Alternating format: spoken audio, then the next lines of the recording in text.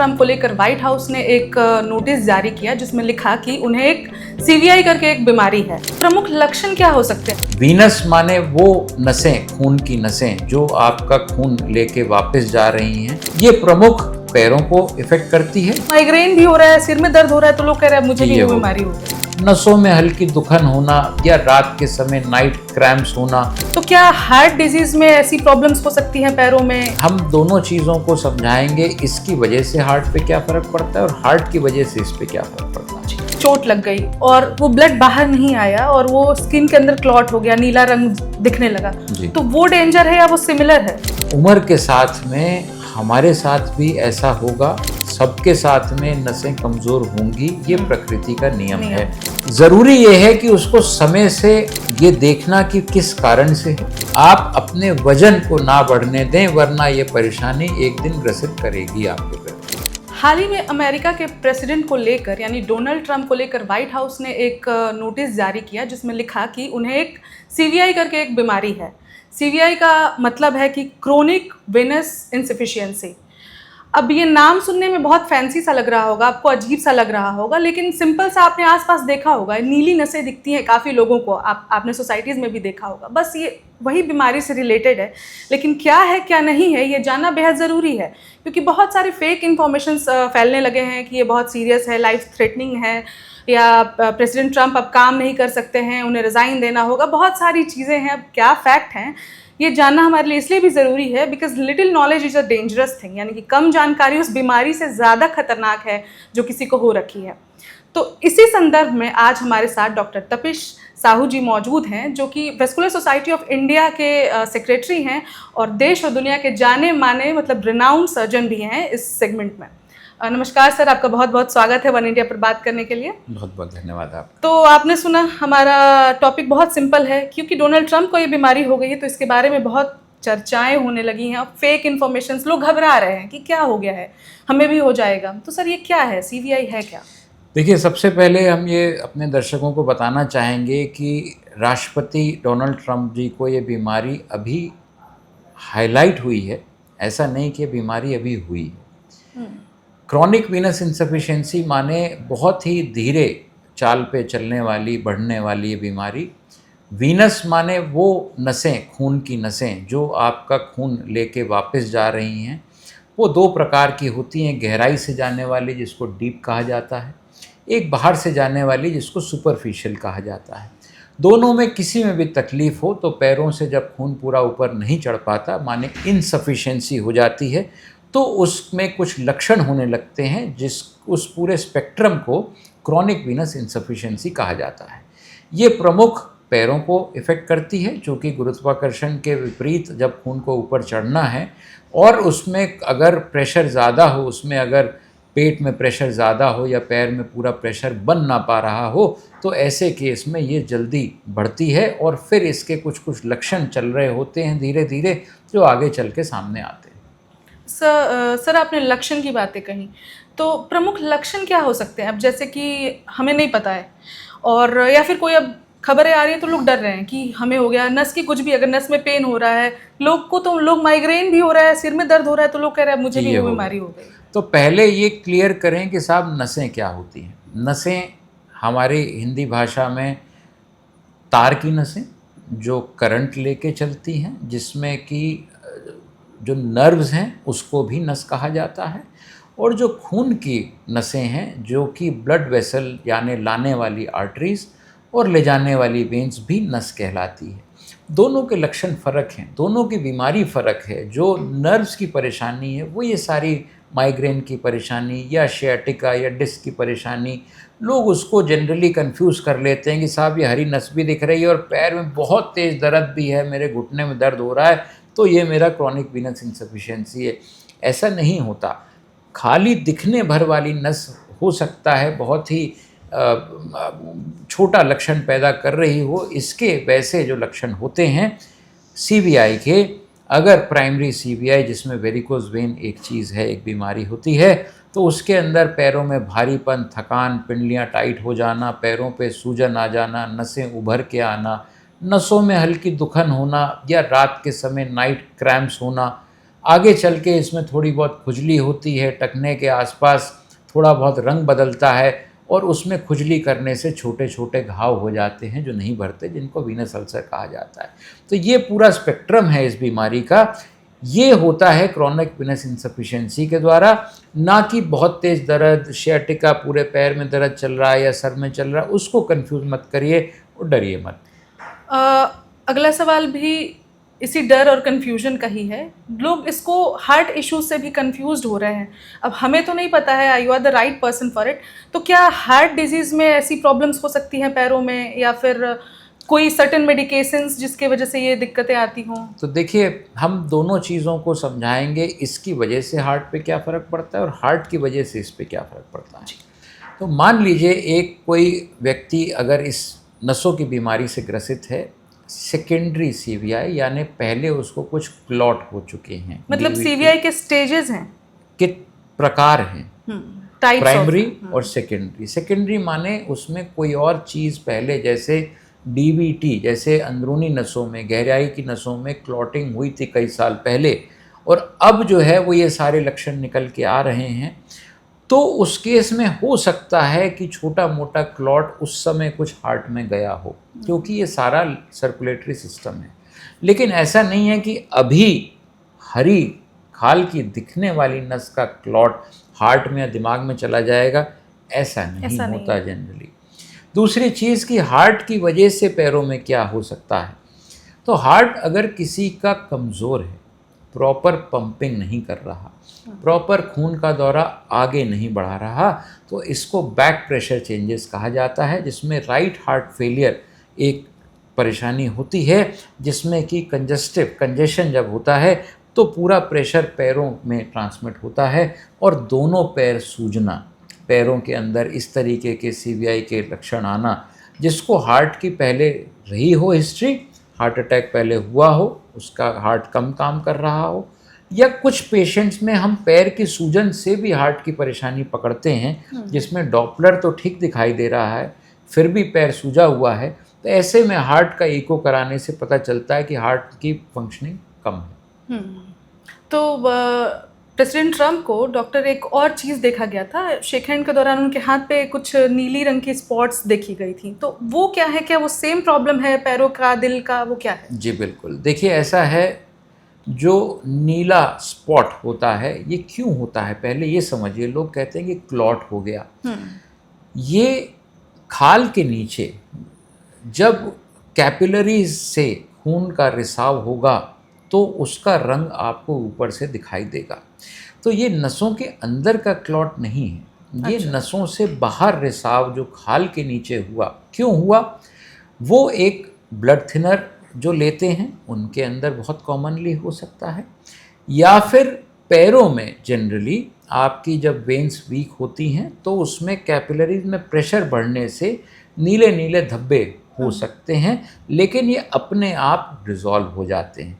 अब मान लीजिए हम राष्ट्रपति ट्रम्प की बात करें, हाथ पे जो इनके स्पॉट हुआ, अगर वो ब्लड थिनर पे हैं और इनकी वेन्स वीक हैं, तो कोई ज़्यादा तेज किया हुआ हैंडशेक जिसमें ज़्यादा पावर रही हो, उससे फ्रेजिलिटी की वजह से वहाँ पे थोड़ा बहुत माइनर ट्रॉमा के कारण वो धब्बा बन सकता है।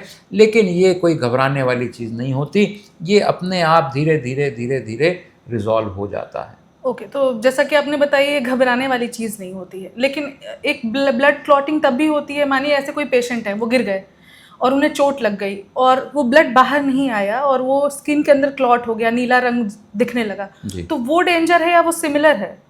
तो जैसे कहते हैं कि साहब नील पड़ गया। अब नील पड़ना आम भाषा में कहा जाता है कि साहब आपको चोट लगी और वहाँ पे नील पड़ गया, माने कि खून अंदर ही इकट्ठा है, बाहर नहीं आ पाया। दूसरे टाइप का क्लॉट जो हमारे लिए मायने रखता है, नस के अंदर बन जाने वाला क्लॉट। तो क्लॉट अमूमन तौर पे कब बनता है, पहले हमें जानना ज़रूरी है। शरीर जो प्रकृति ने बनाया कि जब भी आपके शरीर से खून बाहर आए तो उसके ऊपर एक ढक्कन बनाने के लिए क्लॉट बन जाए, वरना सारा खून बह जाएगा। तो ये ऊपर वाले की प्रकृति का नियम है कि क्लॉट तब बनता है जब नस डैमेज हो जाती है और उससे बाहर खून आने लगता है। दूसरा होता है कि साहब नस डैमेज हुई लेकिन स्किन ब्रीच नहीं हुआ, उसी के अंदर इकट्ठा हो गया, वो भी नस से बाहर है। जो खतरनाक है वो है जो नस के अंदर जिसमें प्रवाह होना चाहिए उस रास्ते को ब्लॉक करने वाला जो क्लॉट बन गया, वो थोड़ा सा खतरा पैदा कर सकता है। नस के बाहर जमा होने वाला क्लॉट अगर कोई ब्लड थिनर पे नहीं है तो वो अपने आप वहीं रुक जाएगा, टेम्पोनाड बोलते हैं, प्रेशर से रुक जाएगा और वो धीरे धीरे करके एब्जॉर्ब हो जाएगा, अनटिल अनलेस किसी ऐसी जगह पे हो जहाँ पे कि इतना बड़ा हो कि जिसमें कि डॉक्टर को चीरा लगा के उस क्लॉट को बाहर निकालना हो, इन सर्टेन कंडीशंस ओनली। अभी हम वापस अपने सीवीआई कंडीशन पे आते हैं। तो सीवीआई जो है हमने देखा कि पेशेंट को हो रहा है over time, period of time धीरे धीरे वो बढ़ रहा है। तो जब वो एक्सट्रीम स्टेज पे है, यानी कि सेकंड स्टेज जो हमने अभी बात करी थी, तो क्या वो पेशेंट अपना डेली लाइफ नॉर्मली जी सकता है, काम कर सकता है? जैसे प्रेसिडेंट को लेके ही बातें हो रही हैं कि अब ये ऑफिस नहीं जा सकेंगे, ट्रैवल नहीं कर सकेंगे, तो इसमें क्या प्रिकॉशंस हैं या क्या पॉसिबिलिटीज़ हैं? वो बिल्कुल अपना काम कर सकते हैं, वो नॉर्मल लाइफस्टाइल जिएंगे और जितना देखिए उम्र के साथ में हमारे साथ भी ऐसा होगा, सबके साथ में नसें कमज़ोर होंगी, ये प्रकृति का नियम है। ज़रूरी ये है कि उसको समय से ये देखना कि किस कारण से है और उसका अगर पूर्णतया इलाज संभव है तो क्या वो कर सकते हैं। अगर मान लीजिए मैं एक बार को कहूँ कि वेरिकोज वेन डॉपलर पे निकलती है, जंक्शनल इनकॉम्पिटेंस माने वैल्व कार्य नहीं कर रहा पैर का और वापसी खून आ रहा है, तो आप लेज़र या किसी भी छोटे मोटे प्रक्रिया के माध्यम से उसको ठीक कर सकते हो। मान लीजिए कि ऐसा निकलता है कि नहीं साहब ये तो ओवरऑल नसें वीक हैं, पैर में वेरिकोज ज़्यादा नहीं हैं, तो आप स्टॉकिंग्स पहन के कुछ बेसिक दवाइयाँ लेके जो नसों की ताकत बढ़ाती हैं उनके सहारे आप अपना नॉर्मल लाइफस्टाइल जीते हैं। थोड़ा सा लाइफस्टाइल में मॉडिफिकेशन करना पड़ता है, जैसे अपने आप को हाइड्रेट रखना, जैसे वजन पे ध्यान देना, जैसे धूम्रपान छोड़ना, जैसे आपको रोज़ वॉक करना। इन सब चीज़ों के सहारे आप अपना बिल्कुल नॉर्मल प्रक्रिया प्रतिक्रिया कर सकते हैं, उस पर कोई असर नहीं आता। अब समय की बात हुई थी यहाँ, एज, किस एज के लोगों में ये कॉमन है? क्या हमारे एज के लोग जो युवा पीढ़ी जिसको कह रहे हैं 30, 35, 25 साल के लोग, क्या उन्हें भी डरने की ज़रूरत है या एक सर्टेन एज पे ही आके ये डेवलप होता है? देखिए अमूमन तौर पे ये कहा जाता है कि ये 50 साल से ज़्यादा उम्र के पेशेंट के लोगों में देखी जाती है। इससे कम उम्र में भी वेन्स खराब हो सकती हैं, जनरली उसमें फैमिली हिस्ट्री होती है या फिर पैदाइशी कुछ वैस्कुलर मैलफॉर्मेशन जो बिल्कुल एक अलग बीमारी है। अगर हम सीवीआई की बात करते हैं तो पेशे जो लोग पेशे से खड़े रहते हैं या फिर महिलाओं में हार्मोनल चेंजेस द्वारा या फिर उनके अंदर प्रेगनेंसी के दौरान जब बच्चा पेट में है उसमें प्रेशर बढ़ेगा, किसी का मोटापा हो, वजन ज़्यादा हो, ओबेसिटी की कैटेगरी में आता हो या फिर कम चलता हो, वो ज़्यादातर वर्क फ्रॉम होम कर रहे हैं, बैठे हुए हैं, कार्य कर रहे हैं, पैर नहीं चला रहे, पिंडलियाँ नहीं चल रही, तो उनके अंदर कम उम्र में भी देखा जा सकता है। जनरली हम देखते हैं ट्रैफिक पुलिस वाले, फौजी, हम डॉक्टर्स, टीचर्स, प्रोफेसर्स या इवन कुछ सेना में भर्ती के टाइम पे देखा जाता है कि नसें दिख रही थी, तो अब उसके लिए कि साहब ये आगे बढ़ेंगी तो उसका समय से अगर उसका पहचान और इलाज हो जाए तो कोई दिक्कत नहीं होती। दूसरी चीज़ जो हम प्रेगनेंसी की बार बार बात कर रहे हैं उसमें मोमेंट्री होता है कि वो बढ़ी और जब डिलीवरी हो गई तो फिर वो बैठ गई, तो उसमें भी कोई बहुत ज़्यादा परेशानी चिंता वाली बात नहीं होती है। तो लाइफस्टाइल चेंजेस तो हमने देखे, वो हमें बहुत अच्छे से समझ में भी आया। कुछ खाने पीने का भी ध्यान रखना होता है ऐसे केसेस में? बिल्कुल, देखिए खाने पीने के लिए जो नसों के लिए अच्छी चीज़ें मानी गई हैं उस पर काफ़ी जगहों पे काफ़ी चर्चा हुई है, लेकिन हॉर्स चेस्टनट करके एक पदार्थ है, कुछ एंटीऑक्सीडेंट्स हैं जैसे रेस्वेट्रॉल, इन सब के बारे में काफ़ी रिसर्च हुई है। फ्लेवोनॉइड्स जिसको हम यूज़ करते हैं, ये सारी टेक्निकल चीज़ें हैं, इसके ऊपर एक डॉक्टर ही सही आपको जानकारी देगा, खुद से आप अपनी इसकी दवाई ना करें, वो कई बारी कारगर सिद्ध नहीं होती, अपितु नुकसान भी कर सकती है। कुछ और हमारे ऑल्टरनेट मेडिसिन में भी कुछ ऐसी चीज़ें हैं जिसको लोग ट्राई करते हैं, लेकिन सबसे मूल चीज़ जो इसमें काम करती है वो है प्रॉपर हाइड्रेशन, हरे पानी पीना। पत्ते की सब्जियां, कुछ एंटीऑक्सीडेंट्स जिसमें कि प्रॉपर हमारी जो सब्जियों में ही फल के अंदर जो होते हैं विटामिन सी होता है, ऐसी चीज़ों पे ज़्यादा जोर देना चाहिए रादर दैन केमिकल्स या कोई ऑल्टरनेट थेरेपीज। जब ज़रूरत होगी तो डॉक्टर आपके पैर देख के आपके कंडीशन के हिसाब से उसको प्रिस्क्राइब भी कर देगा। और डेली कुछ खाने पीने में हमने क्या खाना है ये तो समझ गए, पर क्या चीज़ें हैं जिन्हें बिल्कुल अवॉइड कर देना है, अपनी लाइफ से हटा देना चाहिए अगर थोड़ी भी ऐसी समस्या है तो? वज़न बढ़ाने वाली सारी चीज़ें, चीज़ है। अगर आपका वज़न बढ़ेगा, पैरों में दबाव, पेट में दबाव बढ़ेगा तो पैर में प्रेशर बढ़ेगा ही बढ़ेगा। तो आप जो भी करिए, आप अपने वज़न को ना बढ़ने दें, वरना ये परेशानी एक दिन ग्रसित करेगी आपके पैरों को। कुल मिलाकर डॉक्टर सीधे सीधे यही बात है कि जो हमारा लाइफस्टाइल है सबसे बड़ा कारण है किसी भी बीमारी को डेवलप करने का ओवर अ लॉन्ग पीरियड। ठीक है, कुछ केसेस को अगर इग्नोर कर दे तो एक्सेप्ट जैसे कि एज फैक्टर है, अगर जल्दी हो रहा है तो lifestyle could be the reason. और कुछ सर जो आप ऐड करें लोगों के लिए? देखिए, दूसरी चीज़ हम कहते हैं कि जो लोग खड़े रहते हैं वो लोग बहुत परेशान होते हैं कि साहब अब मेरा पेशा ऐसा है, मैं क्या करूं, मुझे तो खड़े होना ही है, तो क्या मैं अब कल ही एक सज्जन आके बोले, उनका बेटा बोला मैं पिताजी से कह रहा हूँ कि नौकरी छोड़ दो। अब ये उसका सॉल्यूशन नहीं है कि आप कहो कि साहब नौकरी ही छोड़ दो, क्योंकि ये आप उसको मेंटेन करिए। कैसे कि एक जगह स्थिर होकर के नहीं होना होता। आप अगर एक जगह खड़े रहते हैं तो थोड़ा बहुत पैरों को चलाइए, पिंडलियों को चला लीजिए।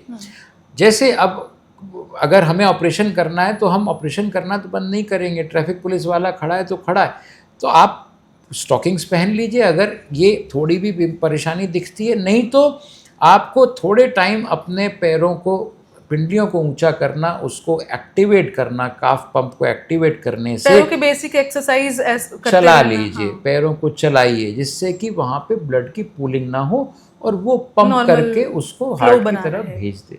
ये बहुत सिंपल चीज़ें हैं जो अगर हम अपने लाइफस्टाइल दिनचर्या में करें तो इन चीज़ों से बच सकते हैं।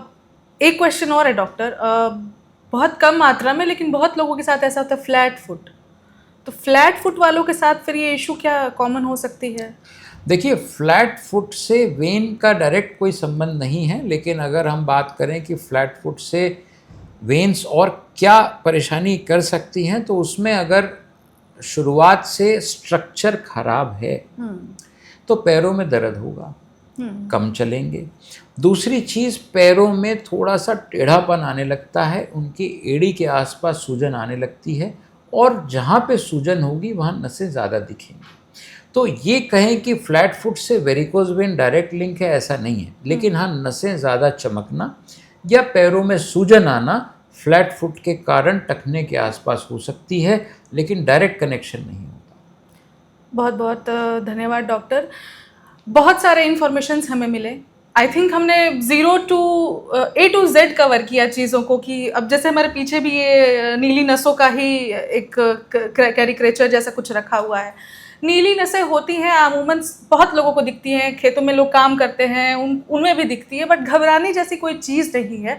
सबसे बड़ी बात यह है कि कभी भी कोई प्रॉब्लम हो तो सही इंसान के पास जाएं, और सही इंसान कौन होता है? डॉक्टर से बेहतर कोई नहीं होता है। और उसमें भी वैस्कुलर सर्जन जो आपकी नसों को जानता है, जिसने नसों की ही पढ़ाई करी है और नसों के ही पेशेंट दिन भर रात भर देख रहा है, वो आपको सही जानकारी दे सकता है। हो सकता है कि आप डर के जाएं कि साहब ये तो कोई ऑपरेशन बता देंगे और हम आपको केवल आपको ये समझा के भेज दें कि साहब ये परेशानी वाली बात नहीं है, आप खुश रहिए, कुछ समय बाद फिर दिखा लीजिएगा। हो सकता है मामूली दवाइयों से ही उसका आगे बढ़ना रोक दिया जाए, या हो सकता है आपको वजन कम करने की हिदायत दे के, स्टॉकिंग्स पहनने की सलाह दे के आपको भेज दिया जाए। हर चीज़ का इलाज ऑपरेशन नहीं होता, हर चीज़ घबराने वाली नहीं होती। आजकल के दिनों में हम ये देख रहे हैं कि बहुत बड़ी बड़ी परेशानियां निकल के आ रही हैं, लेकिन उसके लिए अगर समय से आप दिखा लेंगे तो हर परेशानी से बचे रहेंगे। तो कुछ पॉइंट्स हैं जो डॉक्टर से मैंने समझा है, वो मैं ब्रीफ करूं, ताकि अगर मैं कहीं गड़बड़ हूं तो आप प्लीज़ मुझे करेक्ट कीजिएगा। सबसे पहला तो कोई भी इशू है, लाइफस्टाइल इश्यूज़ हैं ज़्यादा। अगर हम अपने लाइफस्टाइल को हेल्दी करते हैं, वेट कंट्रोल करते हैं, अच्छा खाते हैं, अच्छा अच्छी मात्रा में टहलते हैं, वॉक करते हैं, तो चीज़ें अपने आप कंट्रोल होंगी। दूसरी चीज़ एक है जिसका बार बार डॉक्टर ने जिक्र किया है, वो है स्टॉकिंग्स। स्टॉकिंग्स क्या होता है, क्योंकि हमारे पास ऐसे बहुत दर्शक हैं जिन्हें नहीं पता है, जो बहुत इक्विप्ड नहीं है हर चीज़ को जानने के लिए। स्टॉकिंग्स फिलहाल तो डिजिटल मीडिया आप सर्च करेंगे, मोजे के समान होता है, पैरों में पहनने वाला। स्पोर्ट्स पर्सन उसको बहुत यूज़ करते हैं। I have been a sports person so I know that. तो खिलाड़ी उसको पहनते हैं, बस पैरों को वो सपोर्ट देता है, तो वो होता है स्टॉकिंग्स। लाइफस्टाइल मैनेजमेंट, तीसरा राइट इन्फॉर्मेशन हम आपको यहाँ से मिली है, इसको ज़्यादा से ज़्यादा लोगों से शेयर करें आप, ताकि आपके जैसे लोगों को और इन्फॉर्मेशन आगे मिल सके। चौथा, खाने पीने पे ध्यान देना है और गलत अफवाहों से बचना है। और रही बात प्रेसिडेंट ट्रम्प की, तो एज़ पर आवर कन्वर्सेशन हमें ये समझ में आया है कि ऐसे पेशेंट अपना काम कर सकते हैं, उनके पास इक्विपमेंट्स हैं। He is the president, he is the one of the powerful person in this world, तो उनके पास तो ज़्यादा चीज़ें हैं, वो लाइफ उनकी मैनेज्ड हो सकती है और घबराने वाली ऐसी कोई सिचुएशन नहीं है। There is nothing to be panicked about. Until and unless की कोई रिपोर्ट्स में कुछ ऐसा चल रहा हो जो ना बताया जा रहा हो कि भाई हार्ट 25% काम कर रहा है और वो बाहर नहीं आ रही, तो वो एक अलग मुद्दा है। केस हो। लेकिन अगर प्राइमरी आप सीबीआई की बात करें तो वो कोई घबराने वाली बात बस, तो कोई घबराने वाली बात नहीं है। और सिंपल से स्टेप्स में लाइफस्टाइल सही कर लीजिए, आधे से ज़्यादा प्रॉब्लम तो ऐसे ही सॉल्व हो जाएगी। बिल्कुल सही बात। Anything more to add doctor?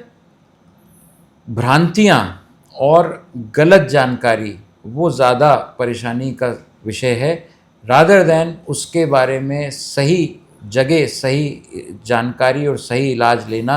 इस वार्तालाप का यही उद्देश्य है कि घबराएं नहीं, सतर्क रहें जैसे कहते हैं, और अपने स्वास्थ्य को लेकर के हमेशा कार्यरत रहें। वो आपको लंबे समय अच्छे से जीने के लिए बहुत ज़रूरी रहेगा। एक एड ऑन है कि सबसे शुरू में ही हमने बात किया था कि न्यूरो और वेस्कुलर, इन दोनों में कंफ्यूज नहीं होना है। आपको कौन सी बीमारी है, पहले उसको कैटेगराइज कीजिए, प्रॉब्लम कहाँ है, और राइट डॉक्टर से जाके दिखाइए ताकि आपको सही सॉल्यूशन मिले। और नहीं भी अगर खुद से डिसाइफर कर सकते तो आप जाइए डॉक्टर के पास, वो खुद ही आपको सलाह दे देगा कि ये इसकी परेशानी है, इसके पास जाने। बिल्कुल, गूगल पे जाके सर्च करके कि मुझे ये प्रॉब्लम है, मैं क्या खाऊं क्या पीऊं, ये नहीं करना है। डॉक्टर के पास जाना है, सही इन्फॉर्मेशन लेना है और हेल्दी लाइफस्टाइल को अपनाना है। बिल्कुल सही बात है। बहुत बहुत धन्यवाद डॉक्टर साहब। और यहीं पर आज हम अपनी इस बातचीत को ख़त्म करते हैं। हमारे साथ डॉक्टर साहू मौजूद थे और बहुत इन्फॉर्मेटिव सेशन भी था। ऐसी और जानकारियों के लिए जुड़े रहे वन इंडिया हिंदी के साथ। मैं ऋचा आपसे विदा लेती हूँ। धन्यवाद। बहुत बहुत धन्यवाद। Subscribe to One India and never miss an update.